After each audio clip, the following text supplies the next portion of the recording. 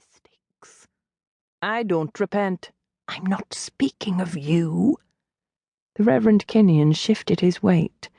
His manner had changed. He seemed focused, intent. They say you don't know what really happened. They say you were drunk when you killed the girl. Aye, he'd been blind drunk that night, sick with drink. I wouldn't have harmed her. You were covered with her blood. I had no blood on my person. Mac denied heatedly, then stopped and gathered himself.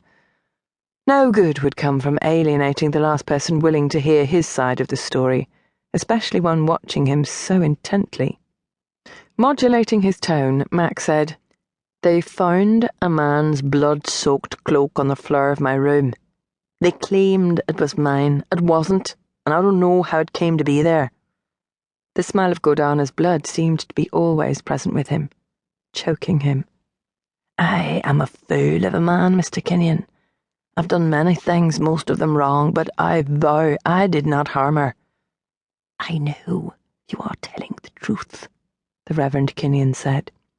He moved closer to Mac, but not too close. However, I needed to hear your denial from your own lips. A friend, a man I hold in high esteem, has asked me to do a favour. One I did not know I could carry out until this moment. My friend is not like you. He wishes no darkness on his soul. Who is your friend? The Reverend hesitated. His voice grew even more hushed as he answered, Davidson. Richard Davidson. That bastard! He asks your forgiveness. Mac almost choked on the audacity of the man. His false testimony put the noose around my neck. He lied when he claimed he saw me murder Godana Rani. I'll forgive him in hell. Fair enough, the Reverend countered. Meanwhile, I shall pray that you will one day find it in your heart to grant his wish. As for right now, you and I need to leave this place. Leave? Mac wasn't certain he'd heard the man correctly.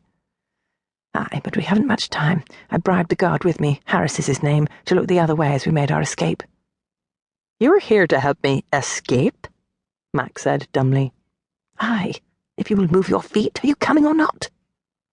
Mac was across the cell in a blink. What of the other guards? He whispered. Harris said he will try to manage them, but we take our chances.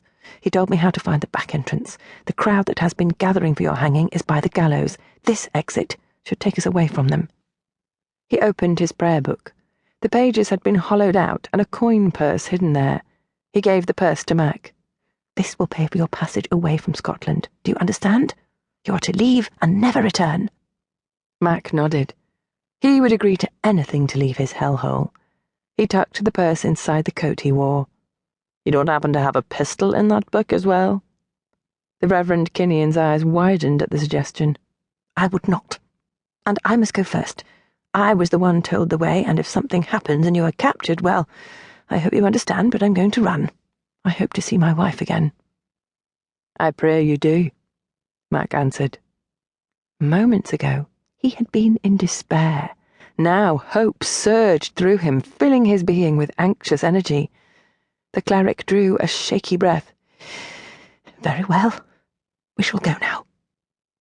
But before he could leave, Mac grabbed his arm. He looked into the man's eyes. I thank you for this. I'm beholden to you. You are not. I could not rest easy knowing you were innocent. Why not declare what you know? Why protect Davidson? Because letting it be known he lied when he testified against you would ruin him. He is a good man, Mr. Enright. He was caught up in a situation he could not control.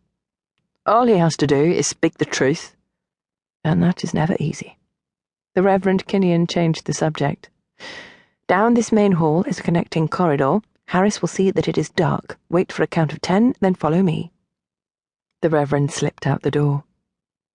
Mac listened, counting, barely hearing the other man's footsteps. Then he eased out past the door and into the hall. Everything around Mac took on importance. The pitch burning in the torches stung his nostrils. The worn soles of his boots were careful of the uneven floor, and his ears were attuned to those sounds coming from the guard post. He could hear the scrape of a chair being set on its feet, of a man's groan as he rose, of Harris's accented voice.